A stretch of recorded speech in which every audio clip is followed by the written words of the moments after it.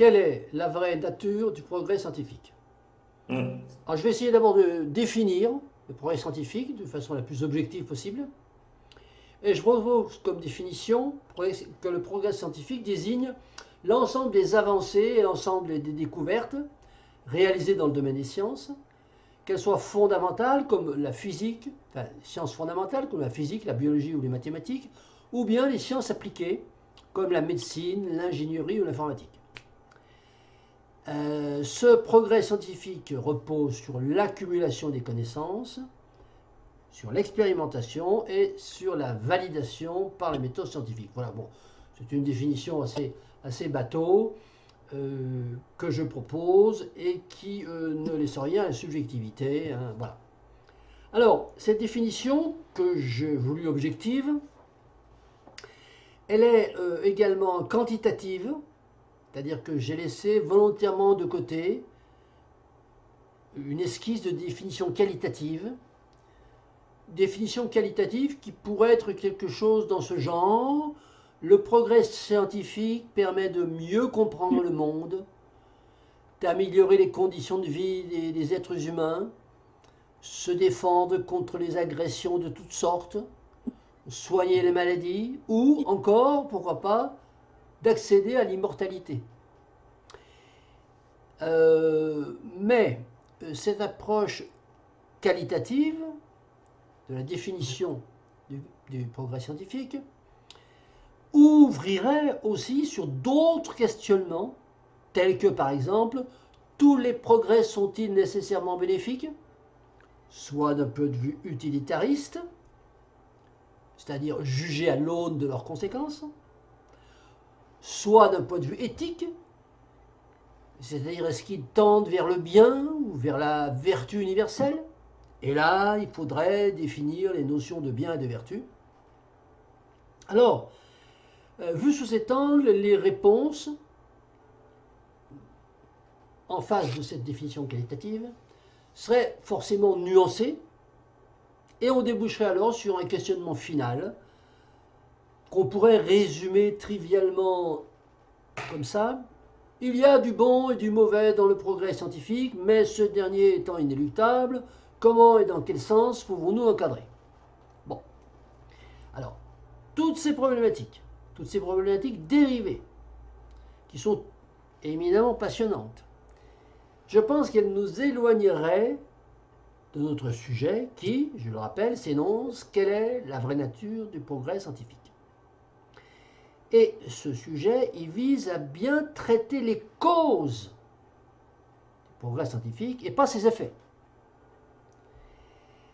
Parce qu'en cherchant à identifier la nature du progrès scientifique, et après l'avoir défini comme je l'ai fait en entrée, en début de présentation, de façon objective et de façon quantitative, c'est-à-dire somme de connaissances, eh bien, on cherchera en réalité à identifier là où les raisons profondes qui poussent ou qui ont poussé, voire qui pousseront dans les temps à venir, qui pousseront l'homme à développer des efforts pour pérenniser ou pour pas pérenniser sa démarche de conduite du progrès scientifique.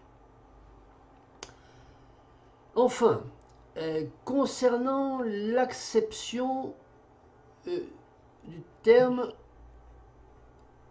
nature, on écartera son acception existentielle pour ne retenir que son acception essentielle, c'est-à-dire nature du progrès. On va voir la signification existentielle et pas la signification essentielle. Ça signifie que on conviendra que le fait de juger si l'évolution du progrès scientifique est continue, comme le pense notamment Auguste Comte avec sa vision linéaire du progrès, ou bien fondamentalement discontinue, c'est-à-dire procédant par sauts qualitatifs et ruptures selon la fameuse théorie de l'incommensurabilité de Thomas Kuhn, eh bien, ne concerne pas non plus directement notre sujet, qui reste bien quelle est l'essence du progrès scientifique.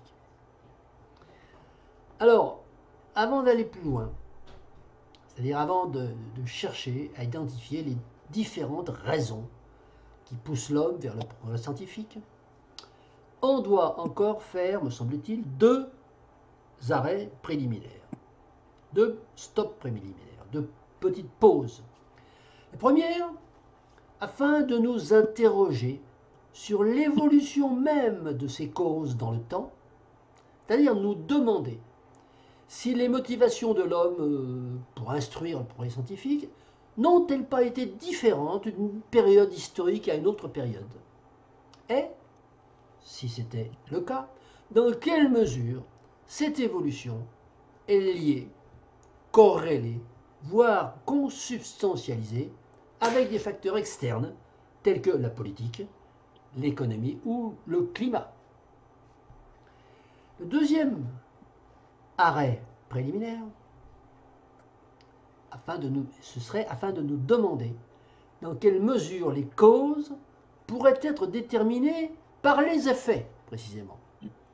Autrement dit, si le progrès scientifique n'était pas de nature téléologique, autrement dit encore, s'il n'avait pas aujourd'hui, mais toujours et de tout temps, s'il n'avait pas été conduit toujours par une certaine finalité dont il nous appartiendrait, dont il m'appartiendrait d'essayer de préciser les contours. Alors, tout ça, ça fait beaucoup de questions, mais on va essayer de commencer par le commencement. Le commencement, comme toujours, c'est naturellement, et encore, l'Antiquité grecque. Antiquité grecque dans laquelle l'appétence scientifique se confond avec l'émerveillement devant la nature. Cet émerveillement devant la nature, couplé à l'étonnement, dont parle beaucoup Aristote, a suscité la naissance de la science. Dénommée au départ science physique, physis, c'est-à-dire physis, le même nom que la nature. Donc la nature, c'est la physique. Le premier progrès scientifique consiste à interroger la nature, certes pour mieux la comprendre, mais en même temps pour l'admirer. Et ces deux motivations se traduisent par le fait que les premiers scientifiques sont des philosophes, Démocrite, Platon, Aristote, mais aussi parfois même des poètes comme Lucrèce. La nature du progrès scientifique, c'est donc à l'origine intimement lié à l'étonnement et au désir de connaissance des phénomènes naturels. Le magnifique livre-poème de Lucrèce, De Rerum Natura, elle contient un catalogue exhaustif des phénomènes naturels et l'explication physique qu'il en donne. La recherche d'explication chez les Grecs, elle est guidée par l'identification des causes globales. Alors, ça peut être l'atome, ça peut être le vide, ça peut être Dieu, etc., etc. Mais elle est guidée par l'identification, la recherche de causes globales. Et cette recherche scientifique, donc ce progrès scientifique, il est totalement désintéressé dans le sens où ni les chercheurs n'en retirent davantage substantiel, d'une part, et d'autre part, cette recherche scientifique est intégralement autofinancée par les protagonistes eux-mêmes. Et d'un point de vue pratique, on a constaté que ce progrès scientifique ne débouchait pas, n'a pratiquement pas débouché sur de l'innovation technique. Alors, de ce point de vue, on peut même considérer que toutes les innovations techniques, depuis l'aube de l'humanité jusqu'au milieu du XVIIe siècle, sont issues d'un simple perfectionnement du savoir-faire artisan, mais n'émanent pas d'un progrès scientifique à proprement parler, c'est-à-dire de l'application de lois nouvelles d'interprétation des phénomènes naturels. Exemple, le feu, l'écriture, la roue la charrue sont issus de la pratique et non du raisonnement. Ou du hasard. Alors, il résulte déjà de cette première mise au point que progrès scientifique et progrès technique sont, depuis l'origine, sont dissociés. Le second n'ayant pas eu nécessairement besoin du premier pour se développer. Le second, c'est le progrès technique. Il n'a pas nécessairement eu besoin du progrès scientifique pour se développer. En résumé, on peut dire qu'on a un progrès scientifique qui est fondé sur la simple curiosité désintéressée, qui est mu par le plaisir, la satisfaction intellectuelle, sans finalité ni utilitaire ou utilitariste, ni même éthique. Finalité, par contre, dont on constate qu'elle est poursuivie par le progrès technique. Progrès technique qui, lui, est issu du seul savoir-faire empirique. Alors ça, c'est pour la période qui va de l'aube de l'humanité jusqu'au milieu du XVIIe siècle. Et au milieu du XVIIe siècle, on assiste à ce que je vais appeler le deuxième saut prométhéen, après le premier saut prométhéen qui a été la découverte du feu. Ce deuxième saut prométhéen, c'est celui de la machine à vapeur. D'abord par Denis Papin en 1679, puis mis au point par Thomas Newcomen vers 1698 et finalisé par James Watt vers 1763 et enfin en 1770, le français Cugnot construit le premier véhicule automobile à vapeur terrestre. Alors pourquoi est-ce que je parle de saut prométhéen? Un petit rappel mythique et historique. Le mythe de Prométhée, on sait qu'il a été utilisé en tant que métaphore de l'apport de la connaissance aux hommes. C'est un des mythes récurrents dans le monde indo-européen. Il rapporte comment ce messager divin, Prométhée, ose se rebeller pour voler contre la vie des dieux le feu sacré de l'Olympe. L'Olympe, symbole de la connaissance, afin de l'offrir aux humains et leur permettre de s'instruire. Progrès scientifique. Il est aussi ce mythe évocateur de l'hubris, la folle tentation de l'homme de se mesurer aux dieux. L'hubris aujourd'hui, c'est la croissance infinie, et ainsi de s'élever au-dessus de sa condition. Donc, la croissance infinie, ce concept, les Grecs le connaissaient déjà et l'avaient nommé l'hubris, ou l'hybris. Eh bien, cette première étape de la connaissance scientifique, c'est donc la maîtrise du feu, qui fut une véritable révolution dans la vie humaine, et semble donc pertinent d'utiliser cette métaphore pour toute innovation fondamentale, comparable, en termes d'impact sur le mode de vie humain. C'est la raison pour laquelle j'ai dit que le deuxième saut prométhéen, ça a été l'invention de la machine, ou la découverte du système de la machine à vapeur. Pour comprendre la vraie nature du progrès scientifique, il faut écarter, et ça me paraît assez important pour le répéter, ce que j'ai déjà dit, écarter les innovations techniques dont on vient de parler, on a fait une petite liste, qui furent certes éblouissantes, mais finalement subsidiaires, pour ne conserver, pour ne stigmatiser que celles qui ont représenté un réel progrès que nous pourrons qualifier de scientifique, c'est-à-dire issues de lois universelles de la physique. Et aussi surprenant que ça puisse paraître, dans toute l'évolution de notre humanité, il n'y a à ce jour que deux progrès scientifiques qui puissent répondre à cette condition. Prométhée 1, le feu, qui est une conversion qualitative de l'énergie, à savoir conversion d'une certaine forme d'énergie chimique en énergie calorifique. Et Prométhée 2, la machine à vapeur, qui est également une conversion qualitative, mais de la conversion de l'énergie calorifique en énergie motrice. Le progrès scientifique, donc, au XVIIe siècle, il change de dimension. Et en changeant de dimension, et c'est là donc le tournant, il change aussi de nature.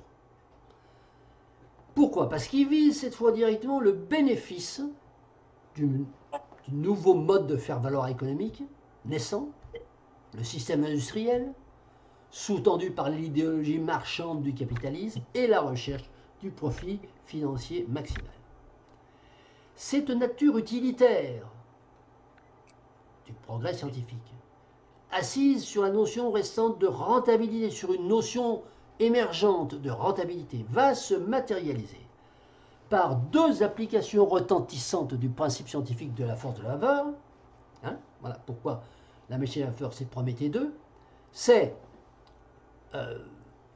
l'extraction de l'eau dans les mines de charbon et de fer anglaises par la machine de Newcomen en 1711 et la première automobile par Cugnot.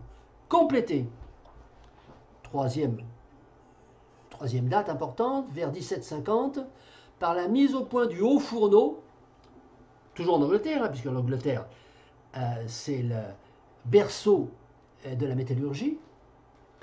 L'Angleterre avait du charbon et elle avait de l'oxyde de fer. Darby qui parvient à convertir sa fonte au coke en acier de bonne qualité par alliance du feu, du fer, du charbon, etc. Alors, maîtrise du feu et machine à vapeur, tout est en place pour le démarrage de la société thermo-industrielle pour aller vers la prédation illimitée des ressources naturelles finies en vue du profit maximal au bénéfice d'une élite restreinte et avec l'appui d'un progrès scientifique aux ordres et tout orienté vers cette finalité globale. Mais ce changement de dimension du progrès scientifique, si spectaculaire, n'est encore, à ce moment-là, tel que je décris, qu'un changement de finalité et pas encore un changement de nature. On pourrait même dire que le progrès scientifique assume cette destination à son corps défendant. Enfin bon, disons, poursuit cette destination à son corps défendant, à son insu presque. Et qu'il est en quelque sorte capturé par les marchands, détourné de sa vocation originellement purement intellectuelle et désintéressée, de nature essentielle en quelque sorte, d'essence. Pourquoi cela? Alors, regardons un petit peu de plus près l'histoire et l'enchaînement des faits. Après la première secousse copernico-galiléenne de l'héliocentrisme, tout commence avec Descartes, qui opère un grand coup de balai dans le savoir scolastique du Moyen-Âge, avec pour ambition de fonder une véritable science universelle sur des bases claires et distinctes, condition indispensable pour que cette science puisse se développer vers toujours plus de connaissances. Il est suivi de Newton, Lavoisier, Pascal et d'autres, mais le point commun à tous ces savants, c'est qu'ils ne tirent pas leur revenu d'existence de leur activité scientifique, celle-ci étant menée dans le seul but de se faire plaisir, d'acquérir de la renommée, ou par amour de l'enseignement, de la transmission du savoir. On est encore dans la philosophie, on peut dire dans l'idéologie scientifique ancienne, des anciens. Mais cette pureté de la recherche scientifique, avec tous les savants que je viens de citer, vit ses derniers instants. Elle vit ses derniers instants parce que la société marchande démocratique, qui vient de supplanter la société physiocratique monarchique, cette société marchande, elle a besoin des applications techniques de la science moderne, la science en marche, pour lancer et développer son système industriel. Dès lors, les scientifiques deviennent des marchands, ils vendent leurs découvertes aux plus offrants. Plus encore, la recherche s'oriente délibérément vers des applications utilisables et rentables qui entrent tant dans le processus de fabrication, tels les aciéries par exemple, que dans le circuit de consommation, tels les automobiles. La sidérurgie, l'automobile. Et progressivement, eh bien, la technique prend le pas sur la science. on se met à parler de sciences appliquées et de sciences fondamentales. Puis, finalement, on invente le néologisme de technoscience, duquel on déduit que toute science n'est désormais que technoscience. C'est ce qu'on dit aujourd'hui. Aujourd'hui, la science n'est plus que technoscience. Ainsi, le message est clair. La science n'a désormais d'utilité que dans la mesure où elle permet d'élaborer des outils technologiques en conformité avec le projet sociétal de la société industrielle. Projet commercial de la société industrielle. Et donc, dans la société marchande mondialisée que nous connaissons aujourd'hui, que reste-t-il de la science en tant que telle, si on la débarrasse de son accoutrement technologique? Que reste-t-il? La recherche. La recherche, ce n'est malheureusement qu'une illusion, puisque les chiffres montrent que l'essentiel du budget de la recherche est financé par le secteur privé, le secteur de l'entreprise privée.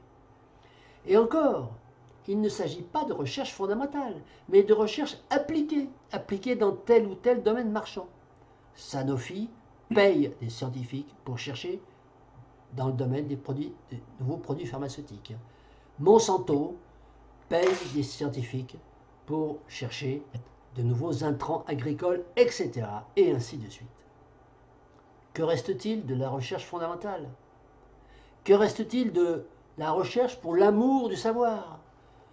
Que reste-t-il de la recherche pour répondre à l'étonnement de l'homme devant les phénomènes naturels? Quelques petites lignes budgétaires dans la mission de recherche de la loi de finances, mais presque toujours, ces petites lignes budgétaires orientées vers la satisfaction des besoins du système capitaliste croissanciste mondialisé. Et ma foi, c'est bien logique. C'est bien logique puisque ce sont précisément ces représentants les plus éminents du système capitaliste mondialisé qui sont les maîtres du pouvoir politique dans les différents pays de la planète Terre. Rabelais disait « Science sans conscience est ruine de l'âme ». Eh bien, plus de 5 siècles après, cette maxime est toujours d'actualité. Et nous pouvons alors formuler deux hypothèses selon que nous avons une vision plus ou moins optimiste du monde moderne. La première hypothèse, elle valide la formule de Rabelais en constatant que la science s'est exercée sans conscience, c'est-à-dire en rejetant sa nature philosophique qui était la sienne, et qu'elle a abouti réellement à la ruine de l'âme, parfaitement constatable aujourd'hui. Ça, c'est l'hypothèse pessimiste. La deuxième hypothèse, une deuxième hypothèse, invalide par défaut la maxime de Rabelais, science sans conscience qui est la ruine de l'âme, en considérant que la science en tant que telle a carrément cessé d'exister, et qu'en toute logique, quelque chose qui n'existe pas ne peut pas ruiner quoi que ce soit. Ça, c'est l'hypothèse optimiste. La science et la... Alors, si... Bon, il faut d'abord définir, hein, on l'a défini, la science. Pour faire simple, c'est la recherche de lois fondamentales, de la physique, hein, l'explication des phénomènes naturels et comment on peut les reproduire. Et puis, la technique, c'est la création d'outils qui facilitent la vie de tous les jours. Et maintenant, l'essentiel de la technique, elle a pour but de faire tourner la machine industrielle. Et on constate que cette différence, alors, quand on dit différence, ça ne veut pas dire qu'ils sont opposés, mais ils n'ont pas forcément besoin l'un de l'autre. Elle existe depuis la nuit des temps, puisque les premières innovations n'ont pas été des innovations qui ont été possibles à partir de lois fondamentales, à partir d'équations mathématiques qu'avaient trouvées les savants. Hein. La roue La roue n'a pas été mise au point, n'a pas été inventée parce qu'il y avait un géomètre qui a fait des calculs pour... voilà, quand on a commencé à faire des trucs un peu carrés, après on s'est aperçu que ça tournait moins bien. Bon, donc c'est empirique, c'est le savoir-faire, disons, de l'homo faber, qui petit à petit s'est amélioré au fur et à mesure des tâtonnements. Hein. On fait quelque chose d'un petit peu carré, on voit que ça cahote, on coupe un peu les angles, ça devient un peu, et puis après on arrondit complètement. Voilà. Bon, il n'y a pas du tout de recherche fondamentale là-dedans. Il n'y a pas de, on ne décline pas une équation cosmique pour trouver la roue. Bon. Le feu, bon, le feu qui est l'une des acquisitions scientifiques les plus fondamentales pour l'homme, sans doute la plus fondamentale, parce que si on n'a pas le feu, on n'a rien. On n'a pas la métallurgie, on n'a rien. Bon. Eh bien, le feu, lui, c'était encore autre chose. Il a été découvert par hasard. Hein, voilà. Bon. Et donc, les premières innovations qui ont distingué l'homme de l'animal, donc les innovations qui ont été au départ des outils, pas encore des machines, mais bon, la machine, c'est un outil qui petit à petit va se perfectionner. Eh bien, l'homme a eu besoin simplement de son bon sens pour y parvenir. Et la science, elle, a une nature fondamentalement différente au départ, puisque ce que je viens de décrire comme étant l'origine, les motivations et la genèse de la technique, eh bien, quand on regarde la science, et je vais dire en début de présentation, on a Aristote, on a Platon, on a Démocrite, et on a Épicure qui regardent le ciel et qui commencent à imaginer des lois qui régissent le fonctionnement des phénomènes naturels. Donc ce sont deux démarches et il n'y a pas, lorsque Lucrèce décrit comment ça se passe le tonnerre, comment ça se passe le vent, comment ça se passe les marées, bon, il n'y a pas un objectif de fabriquer des bateaux, de fabriquer des éoliennes, voilà, bon, il y a un objectif de répondre à l'admiration et à l'étonnement du petit grain de poussière qu'est l'homme face à l'immensité du cosmos. Donc, technique et science sont distinctes. Et ils ont été distincts pendant très longtemps. Hein. Bon, si on considère que la technique n'a pas eu besoin de la science depuis l'aube de l'humanité jusqu'au XVIIe siècle, bon, et que maintenant la science est toute puissante, bien qu'on a démontré que ce n'était pas tout à fait vrai. Hein, bon, c'est jamais que 2 siècles à coller à 300 000 ans. Bon, donc c'est-à-dire un clignement de paupières sur l'échelle du temps. C'est-à-dire une seconde si la vie de l'humanité était rapportée à une journée. Voilà, bon, une seconde ou un dixième de seconde. Donc il y a une présence de la technique historiquement beaucoup plus importante que la science. Donc c'est ça la différence. Ensuite la technique dont l'homme a toujours eu besoin, puisque l'homme est curieux, l'homme est un artisan, et l'homme est bien. Bon, il s'est rendu compte que la science pouvait accélérer la technique. Des choses qu'on avait mis plusieurs siècles à mettre au point, il avait fallu plusieurs siècles pour mettre au point certains outils, avec les équations et les lois physiques, chimiques, mathématiques, etc. L'homme s'est rendu compte qu'il pouvait développer des outils techniques beaucoup plus puissants et beaucoup plus rapidement. Donc la science, qui au départ était un jeu intellectuel, qui cohabitait avec la technique, la science a été, je dirais, il y a eu un espèce de hold-up des techniciens sur la science en disant, attendez, notre technique, on va l'améliorer, on a la science.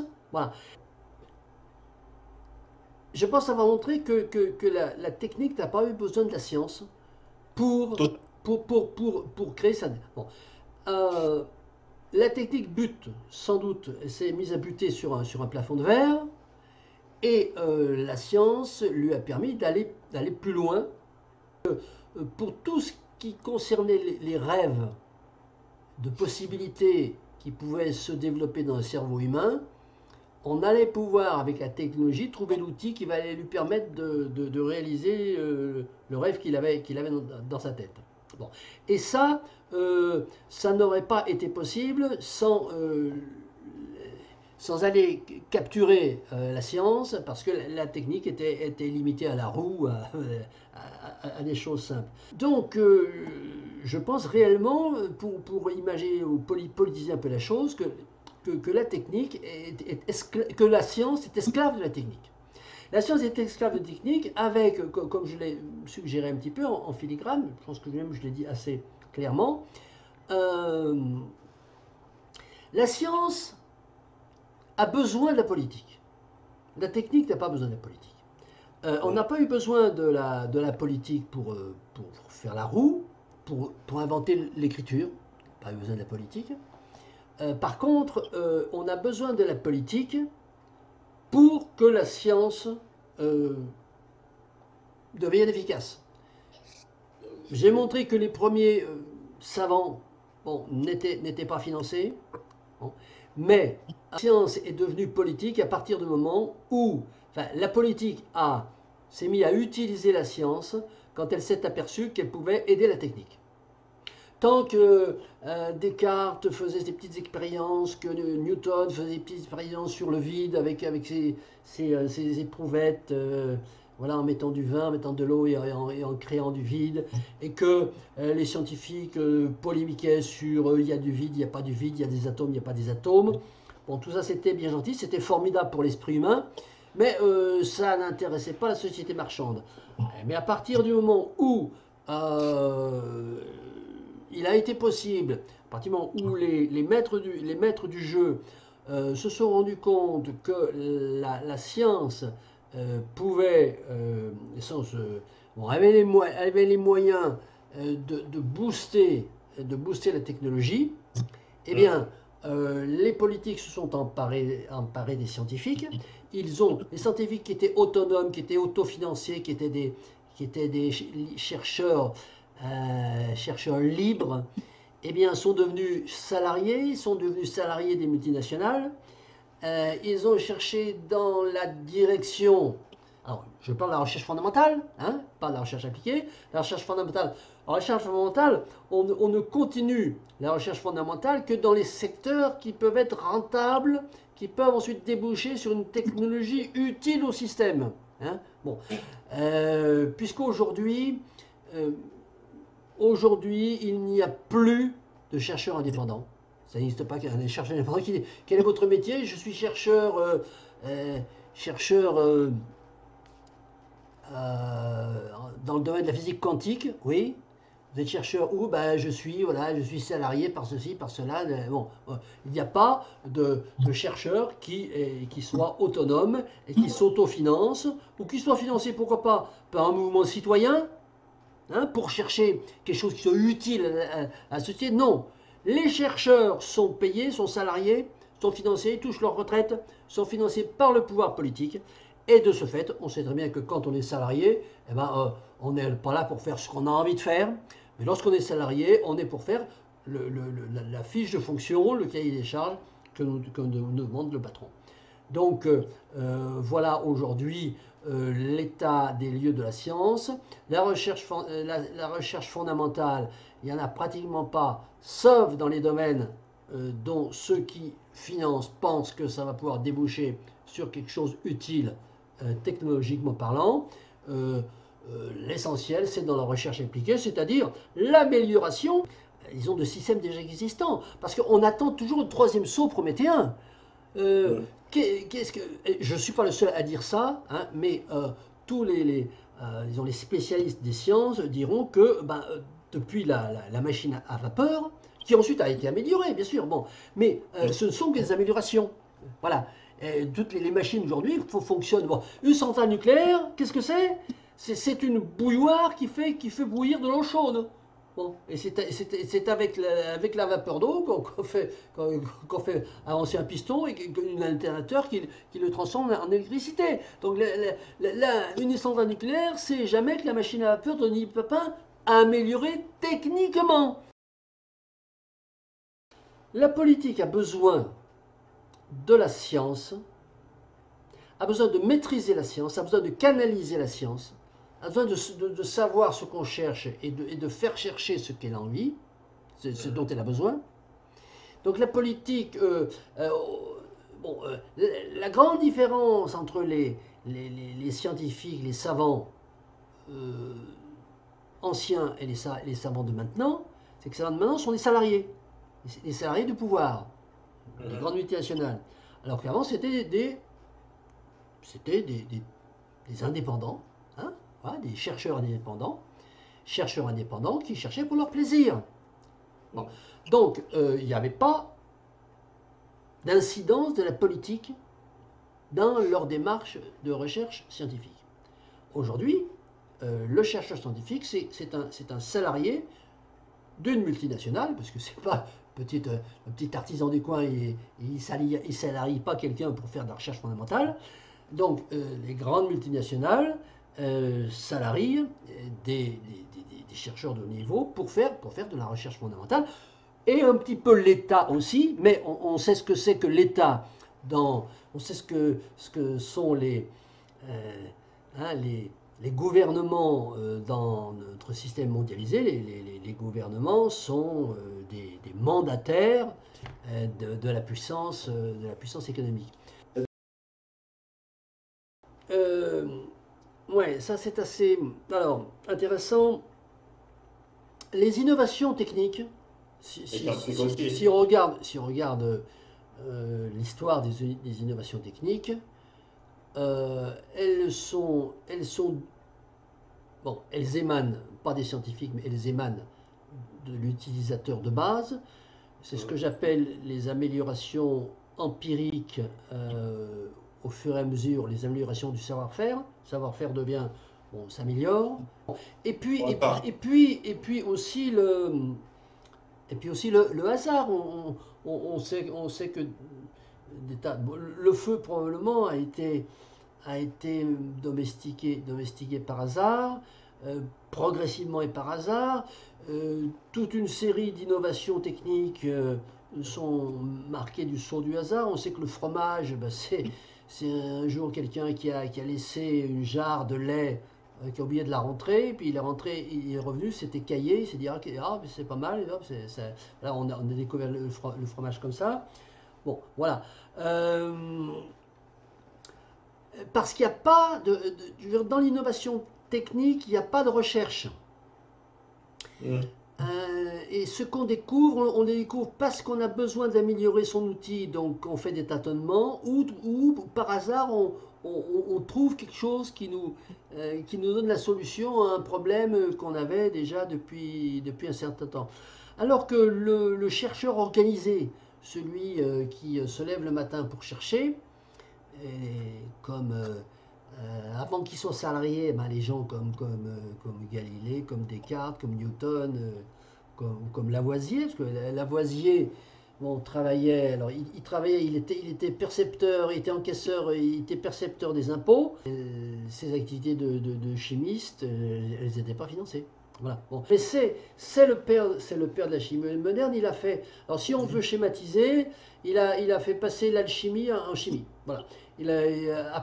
Avant lui, il y avait l'alchimie qui cohabitait avec la chimie, avec les méthodes alchimiques, avec la nomenclature alchimique, et puis il y avait une chimie naissante, enfin une pratique de la mise en relation des corps entre eux, qui aspirait à une standardisation, tout ça, et c'est Lavoisier qui a fait ça avec sa fameuse nomenclature. Sa nomenclature a rayé définitivement la nomenclature alchimiste, Et puis, il a établi la nomenclature de la chimie qui est encore à peu près la même aujourd'hui. Voilà. Alors bon, il s'est beaucoup inspiré de Descartes, hein, parce qu'il n'y a pas eu que, il n'y a pas eu que la nomenclature, il y a eu aussi le même raisonnement que Descartes.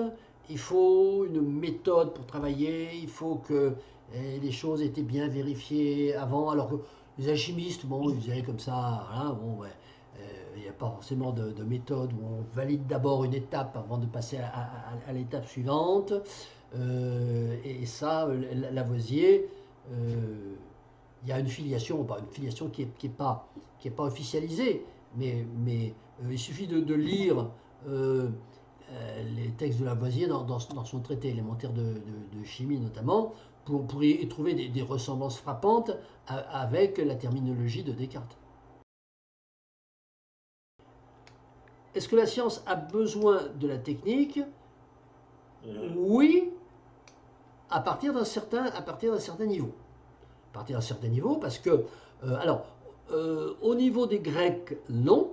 C'est-à-dire que, bon, Lucrèce ou Démocrite regardent les nuages et, bon, et invente des explications, des problèmes techniques. Mais très rapidement, il faut un éprouvette, un verre à essai, un tube à essai, un sextant, voilà. Tous les scientifiques ont un labo et dans le labo, il y a des outils. Donc Alors, à partir de quand est-ce que c'est de la technique? Est-ce que si j'ai une cornue, un tube à essai, une pompe à vide, c'est de la technique ou c'est simplement de l'outillage? Bon, alors on va dire que c'est encore de l'outillage, mais plus, euh, plus la technique veut avancer, parce que la technique, elle se nourrit. Lorsqu'une invention technologique, par exemple, prenons l'ordinateur. Bon, l'ordinateur, à la base, euh, il y a un élément scientifique. Hein, bon. Et puis ensuite, on met de la technique, c'est-à-dire on met des transistors, des cartes mémoire, on brase avec du lithium, machin, truc. Bon. Moi, j'ai connu le début du PC, c'est-à-dire le passage des machines à cartes perforées IBM au premier ordinateur personnel de Hewlett-Packard, HP, avec des disquettes souples 5 pouces 1 quart. Bon, il n'y avait pas de souris, on tapait à l'écran et puis on avançait avec la flèche touche avant, et il y avait un curseur comme ça sur l'écran qui descendait. Bon. Bon, aujourd'hui, hein, tu as le Macintosh, machin, bon. Mais ce n'est que de l'amélioration technologique, c'est tout. C'est que de la technique qu'on va rajouter, le principe de base est exactement le même. Donc, ce qui se passe aujourd'hui, c'est qu'on a toujours un truc scientifique de base, hein, une équation de base qui te permet de faire les choses, et après, on améliore. Alors, on améliore dans le sens, il y a plus de puissance, on miniaturise, c'est plus petit, c'est plus léger, voilà, etc. Bon, c'est plus puissant, c'est plus léger, c'est plus rapide, voilà, bon, mais il y a aucune différence fondamentale. Donc après la technique, il n'a plus besoin de la science. Elle, elle progresse avec la miniaturisation, avec l'utilisation de métaux de plus en plus raffinés, des techniques on parle toujours de techniques de ceci, techniques de cela, on parle de la technologie. D'ailleurs, les mouvements, aujourd'hui, les mouvements anti-progrès, eh bien, je connais un peu le domaine, les low-tech, bon, ça ne parle que de technologie, jamais de science. Euh, les mouvements de la décroissance ne parlent pas de descendre la science, ils parlent de descendre la technologie. Hein, arrêtons la technologie, faisons une technologie douce, ramenons en arrière la technologie, mais jamais ramenons la science en arrière. Donc, on voit bien que s'il y a un problème, c'est la technologie, c'est pas la science. et que la technologie, à 90%, elle a besoin de la science pour naître, mais ensuite, pour se développer en tant que technologie, pour s'améliorer en tant que technologie, pour se euh, diffuser, se commercialiser dans le monde entier, cosmopolite, etc., elle n'a pas besoin de la science. Non, il y a vraiment une différence, il y a vraiment une distinction, voire une dichotomie à la limite. Hein. Bon, c'est un sujet qui émerge finalement à partir de cette question, quelle est la nature du progrès scientifique. Euh, on voit qu'on met le doigt sur quelque chose qui est assez énorme. C'est la distinction entre science et technique. D'ailleurs, j'ai posé la question en disant, mais qu'est-ce que c'est technoscience? C'est quoi technoscience? C'est quoi finalement technoscience, science, technoscience, que c'est? Et il a fini par, bon, il a un peu pédalé, un peu bafouillé, puis il a fini par répondre, aujourd'hui, voilà, la science, la technoscience. C'est-à-dire, comme si la science ne peut pas exister sans la technique, mais c'est pas ça. C'est fait. Moi, je la dis mille fois, c'est qu'il n'y a plus de science. Il n'y a plus de la technique. On appelle ça, on s'appelle ça technoscience pour faire bien, en fait c'est que de la technique. On n'a rien inventé depuis la machine à vapeur. Alors, bon, c'est caricatural, hein. C'est caricatural, hein. Mais au niveau de la recherche fondamentale, depuis la machine à feu, il n'y a pas de saut prométhéen. Le troisième saut prométhéen, ce serait la transformation directe de l'énergie solaire en énergie motrice, sans utilisation de métaux en tant que collecteur. Parce que, bon, ça, on sait faire, hein. Bon, les centrales solaires thermiques, bon, moi j'ai visité la plus grosse centrale solaire du monde dans le désert du Nevada, Kramer Junction. Tu as les miroirs, perte de vue là, dans le désert. Bon, c'est des tiges de fer avec du verre. Si tu n'as plus de fer, tu n'as plus de verre, tu n'as plus de centrale solaire thermique. Et les centrales solaires photovoltaïques, elles sont faites avec des capteurs qui sont faits avec du silicium. Du silicium, il y en a en Bolivie, terminé, puis quand il n'y en aura plus, il n'y en aura plus. Bon. Donc, je caricaturerai en disant que depuis la machine à vapeur, la science n'a rien inventé, mais c'est un peu l'idée. C'est un peu l'idée quand même. Et donc tout ce qui se fait, c'est de la technologie et pas de la science. Et c'est la raison pour laquelle les mouvements décroissants, les mouvements anti-progrès, il y a des mouvements anti-progrès qui veulent que le progrès s'arrête, qui veulent que le progrès régresse, s'attaquent à la technologie. Je n'ai jamais vu un mouvement anti-progrès s'attaquer à la science. Donc il y a bien une raison.